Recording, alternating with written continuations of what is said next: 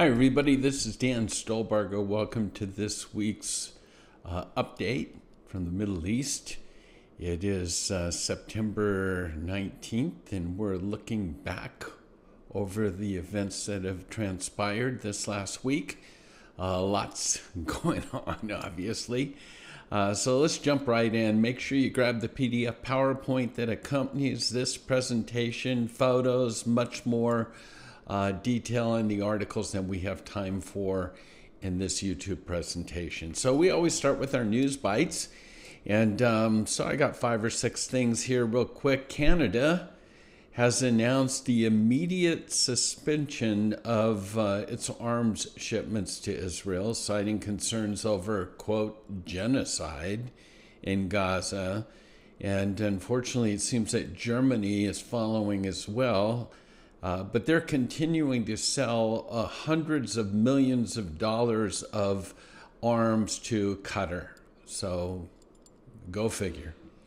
The IDF announced that surface-to-surface missile that was launched by the Houthis in Yemen, it basically fell apart in midair. It was kind of taken out by the Israeli air defense systems, but a lot of the fallout did cause damage, and it got 3.7 miles away from Ben Gurion Airport. So that is definitely central Israel and a concern. Travel to Israel. As you know, we're leaving in it's less than 40 days now. We'll be in Israel with a private group from November. Sharon and I will actually be there end of October for about a month. But just so you know, the tourist industry, basically has been drastically impaired. In 2023, there were about 3.2 million tourists that visited Israel. And since the beginning of 2024, that number has dropped to about 400,000. We believe very strongly that a visit to Israel, a trip to Israel, is life-changing. And at times like this, it's not that Israel necessarily needs visitors, but they need friends. And there's nothing like showing up and being present to kind of validate your love and your support for the land. So we're going. And we have a new trip coming up. We've rescheduled this one to March 6th through the 16th. And I want to encourage you to pray about joining us on that tour. If you have any questions, you can go to our website, holygroundexplorations.com, and all the information for that trip is there. I found it interesting. Naftali Bennett was being interviewed by a news anchor. It was a very short clip. The news anchor asked him, why doesn't he believe in a two-state solution? And as the camera panned right onto Naftali Bennett, he simply said, because they'll kill us. He says, it's really not very complicated at all. Just take a look at the history. And no truer words ever spoken. And then finally, and we'll get into this now with all this, the beeper situation up in Hezbollah, up in Lebanon, and all the Mossad's involvement. But breaking news right now, just minutes before I'm doing this YouTube, is that Hezbollah, the head of Hezbollah, Nasrallah, has basically said Israel's crossed all of the red lines and that this is now a declaration of war. And so we're going to have to sit back and see in what ways Hezbollah is going to respond. Again, you probably have heard it by now, this beep, beep, boom, at least. And we're not going to know all the numbers. There's no way for us to know that. But the bottom line is that on Tuesday, over 4,000 beepers, or pagers, detonated that were given out to Hezbollah, and we'll just call it what it is, terrorists. And there's been 14 known deaths. We know that there have been 3,000 people that were wounded. These pagers obviously were booby-trapped. Israel has not claimed as being responsible for it, but they're not denying it as well. This has got all the fingerprints of Mossad, obviously. A former Israeli official that was familiar with the operation told Axios, a news source, that Jerusalem planned to use the booby-trapped pagers in the hands of Hezbollah operatives and leaders as a surprise opening blow in an all-out war to try to cripple Hezbollah. Then there was some worry that some in Hezbollah had discovered the plan, and so it was one of those, we better use it or we'll lose it. And so on Tuesday, as I mentioned, 4,000 pagers went off and has incurred not just a wrath, but the psychological warfare is amazing to think about at this point in time, because it didn't just end there.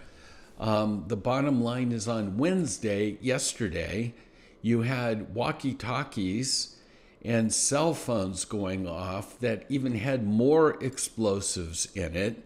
And the span of these last 2 days is probably the largest scale counterterrorism operation ever conducted. They're putting it on the same level as the preemptive strike in 1967. So crazy times going on. And again, as I mentioned, the psychological warfare. Hezbollah can't get rid of their pagers fast enough, and now it's a matter of not just pagers, walkie-talkies. I've seen videos of those that died and the funerals the next day, yesterday, and at the funeral itself, cell phones and walkie-talkies exploding. You can only imagine what it would be like, the panic that's there. Who knows what will happen next? And it's officially crippled Hezbollah. So if ever there was a time to strike, it sure seems that this would be that time. But we're going to have to still take that wait and see what's in the heck is going on. But as you know, one of the most effective ways to disable, to destroy, and have victory over your enemy is to break down their communications. And that's exactly what has happened over the last 2 days. There's a deal. It seems like now the focus is still going to be on the hostages, bring them home now, and all of that. But it seems as if the warfare in Gaza, as my friend Amir Sfate said, is that, you know what, that we still need to mow the lawn every so often down there, but the battalions have been destroyed or whatever. So the central focus of the IDF is going to be north, Hezbollah. And as I said, even during this report here, we can get breaking news that it's an all-out war. That's how close we are to that, in my opinion. But back to the hostage deal, Israel and the United States administration has come out with what they're calling a safe passage deal. In other words, take it or leave it. And this is what's been proposed to Hamas.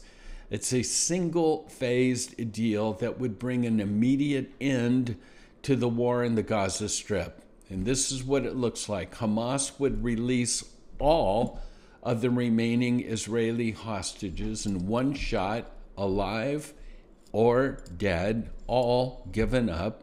2, Israel then would allow Sinwar and any other senior Hamas officials to leave Gaza and seek asylum elsewhere, not the West Bank, however. And so, in other words, Hamas surrenders, it exits the Gaza Strip, and the war's over. Period. Simple as that. If there are political prisoners that are released as part of this deal, it would still hold true that they could not relocate to Gaza or to the West Bank. So this has been proposed. Let's get it over it, take it or leave it. The bottom line is that it was proposed, it was discussed in Washington. It's already been swiftly rejected by Hamas as a ridiculous plan, but that's what's out there. You know, my gut tells me that there's something behind the scenes that's keeping Israel from, especially at this time, going all in and taking care of what Bibi has promised in terms of saying, we will fight to get all of our citizens back to their homes on the northern border. And this is the beginning of that. This is war at this time. Why Israel isn't all in with all they got? I still believe that the Biden administration is trying their hardest to control this situation. I believe that they believe that if they can get a ceasefire and hostages released and keep from a major war breaking out, that would get them over the top in terms of this upcoming election.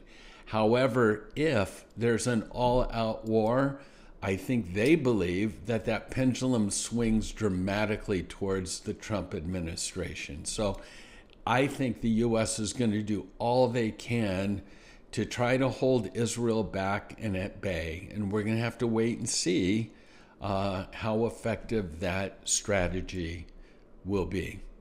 Interesting results in this next article with what took place yesterday versus the Iranian response when they launched over 170 drones, 130 ballistic missiles, and 30 cruise missiles. You remember back their retaliation, and the result was 0 casualties in Israel.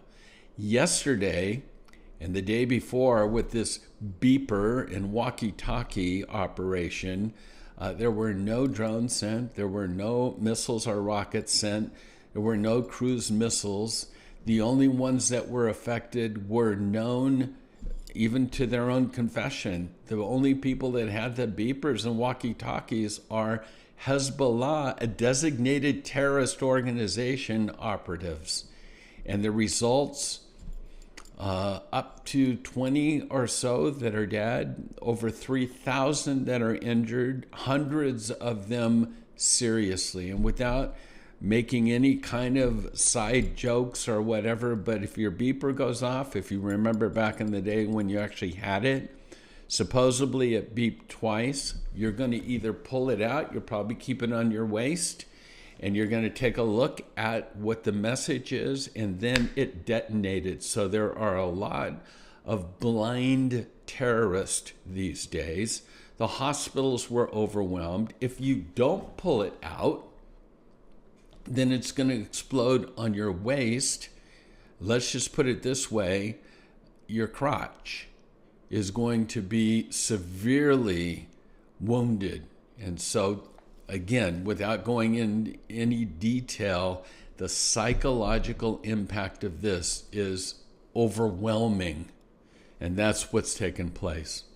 Now, moving past that, I read an article from Joel Rosenberg in All Israel News, and he has a concern for what's taking place in Jordan, as if there's not enough fronts that Israel's dealing with Gaza, with Hezbollah in Lebanon, with the Houthis in Yemen. What about Jordan? And apparently there are radical Islamic forces inside of Jordan today that are being backed by, guess who? Iran. And they're calling for support of Hamas. They hate Israel, and they're gaining popularity. And the bottom line is that they've won more seats in the parliament than any other party in the Hashemite kingdom. And their main speaker, I'll probably butcher his name here, Al-Fa'az, has gone on record by saying all the agreements with Israel should be completely annulled because there should be no covenants, no peace treaties with them at all. He goes on to say, we support the resistance of Hamas as it attacks the Zion entity on the condition, we'll support them on the condition that they beat Israel to a pulp.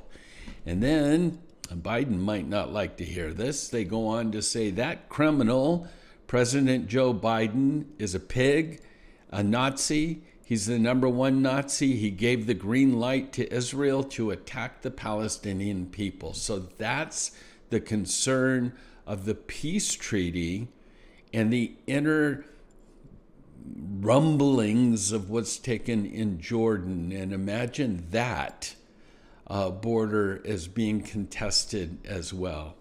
And then the UN just had a vote, the UN Arms Embargo.